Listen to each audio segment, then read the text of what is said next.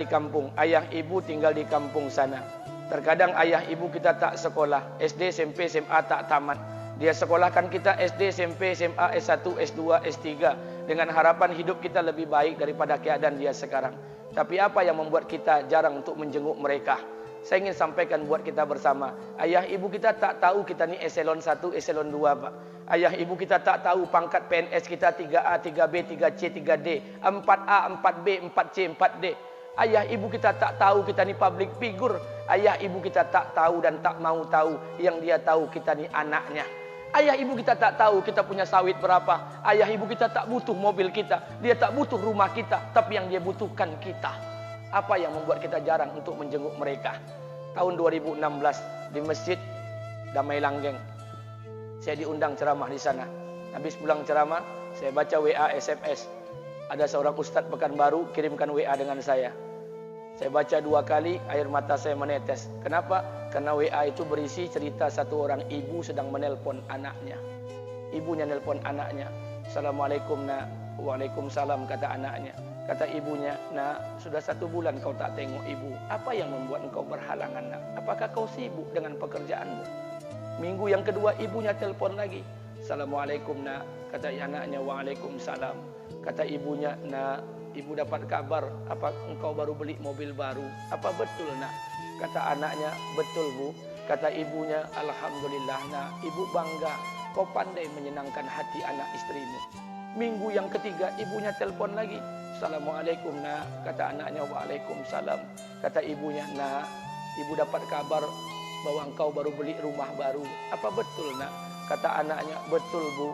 Kata ibunya, alhamdulillah nak, ibu senang kau bertanggung jawab dengan anak istrimu. Minggu yang keempat ibunya telpon lagi. Assalamualaikum nak. Waalaikumsalam. Kata ibunya, nak, tadi ibu pergi ke pasar, ibu jumpa temanmu di pasar. Kata temanmu di pasar, temanmu banyak bercerita tentang kamu. Kata temanmu tadi, kamu baru beli anak anjing seharga 40 juta dari negeri Belanda. Apa betul nak? Kata anaknya, betul. Kata ibunya, nak, dengarkan pesan ibu untuk terakhir kalinya. Apa pesan ibunya? Wahai anakku, engkau pelihara 1 ekor anjing. Kau siapkan harga anjing 40 juta. Kau siapkan rumah untuk anjingmu depan rumahmu. Kau jaga anjingmu pagi, siang dan sore. Kau mandikan anjingmu pagi, siang dan sore. Kau kasih makan anjingmu pagi, siang dan sore. Demi Allah nak, dengarkan pesan ibu untuk terakhir kalinya. Apa kata ibunya? Demi Allah nak, demi Allah. Kalau seandainya Allah menciptakan ibu, kalau seandainya Allah menciptakan ibu untuk yang kedua kali di muka bumi ini nak, demi Allah, ibu tak ingin terlahir sebagai manusia. Ibu ingin lahir sebagai seekor anjing, biar berada depan rumahmu dan melihat wajahmu setiap hari. Ibu kita tak butuh harta kita, Pak. Dia tak butuh uang kita, dia butuh kita. Apa yang membuat kita jarang untuk menjenguk mereka? Pantas hidup kita tidak berkah. Pantas rumah tangga kita tidak sakinah. Karena hubungan dengan ayah ibu kita rusak selama ini. Masih ada kesempatan, masih. Yang jauh telpon, yang dekat kunjungi mereka. Demi Allah, kita butuh keberkahan doa mereka. Yang sudah meninggal, ziarahi kuburnya dan doakan mereka.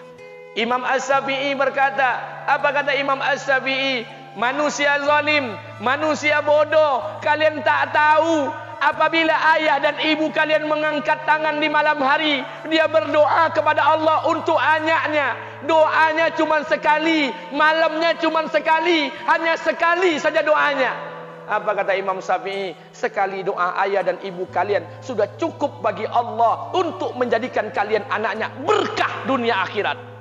Hari ini berapa banyak doa ayah dan ibu kita, tapi tidak ada keberkahan buat anak mereka. Kenapa? Hati mereka tersakiti.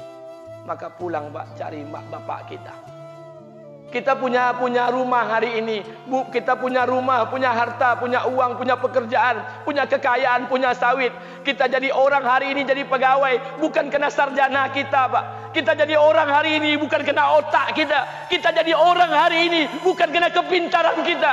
Kita jadi orang hari ini jangan-jangan kena keberkahan doa ayah dan ibu kita yang tak pandai tulis baca di kampung sana. Cari mak bapak kita, Pak. Demi Allah, kita butuh keberkahan doa mereka. Apa guna di kehidupan dunia sementara Allah tidak ridho dengan kehidupan kita? Pantas amal kita tertolak di sisi Allah. maka pulang ke rumah cari mak dan bapak kita yang masih hidup, duduk bersama mereka. Kalau seandainya kita tak bisa membahagiakan mereka, jangan pernah menyusahkan mereka. Kalau seandainya kita tak bisa membuat mereka tertawa, jangan pernah membuat mereka menangis. Demi Allah, kita hanya punya satu ayah kandung, kita hanya punya satu ibu kandung. Tidak akan ada ayah kandung yang kedua, tidak akan ada ibu kandung yang kedua. Harta kita cuma satu, ayah kita cuma satu, ibu kita cuma satu. Tidak akan ada ayah kandung yang kedua, tidak akan ada ibu kandung yang kedua. Pangkat jabatan bisa dicari, harta bisa diraih, kesempatan membahagiakan ayah dan ibu kita hanya sekali di kehidupan dunia ini, Pak. Pulanglah. Ketika mereka memanggil, tinggalkan istri, tinggalkan pekerjaan, tinggalkan semua proyek kita. Demi Allah, datangi mereka. Kata Nabi, sesaat kalian duduk bersama ayah dan ibu kalian akan mendatangkan keberkahan. Kenapa kalian tidak duduk bersama mereka? Jangan-jangan inilah yang menjadi penyebab amal-amal kita tertolak di sisi Allah.